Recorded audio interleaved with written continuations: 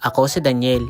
Hindi nyo kilala, pero ito nangyari sa araw ko. Magandang buhay. Kinaumagahan nga lang din pala, lumabas din muna ako at pumunta ako sa vice president namin. Medyo halos nga nahirapan lang din ako maghanap at napakaraming bahay dito at buti na nga lang din at nakita ko na nga din agad. Isang kanto nga lang din pala sa amin at isang diretso kaya nakita ko na nga din agad at buti na nga din at nakita ko na may sasakyan dito. Pagka uwi ko nga ay sumalubong itong aso ng kapitbahay namin at napakaliit at buti nga sabi ko hindi nagkakasakit. Yun pala ay humabol dun sa isang may-ari at kaya lumabas. May kaliitan pa din kasi at halos nasa 3 buwan pa nga lang din yata. Nasa halos 2 linggo nga din para kaming nawala kaya inasikaso ko na nga lang din muna itong mga halaman namin at mga nakamatay na yung iba. Dito ko din kasi nilagay sa may loob ng gilid ng bahay namin at pinagtatanggal ko at medyo wala na rin sa puno at mga nagtanggal halos na. Dumadami na rin kasi yung lamok dito at pumapasok sa loob ng bahay kaya pinagtatanggal ko na at dito ko na nga lang din ilalagay sa may gilid ng bahay namin. Mga dati ko kasi ding nilagay napakaliliit pa at ngayon talaga yung napakalago na kaya mabilis dapuan ng mga lamok. Naglagay na nga lang din pala ko dito sa may gilid ng ilang pirasong halaman para kahit paano man hindi matanggal yung kulay green na nilagay ko. Ito nga din palang halaman ko ay talaga namang nanganganak na naman at napakarami na naman buto at parami na naman akong mapapabuhay. Pinag-iisipan ko nga din pala yung ibang mga halaman ko dito at napakarami na at napakalalago na. Pumunta nga lang din pala ako sa business namin at pagka-meeting ko sa mga tauhan ko ay binuksan ko na nga yung mga parcel kong mga dumating. Yung na-order ko pa nga ay 2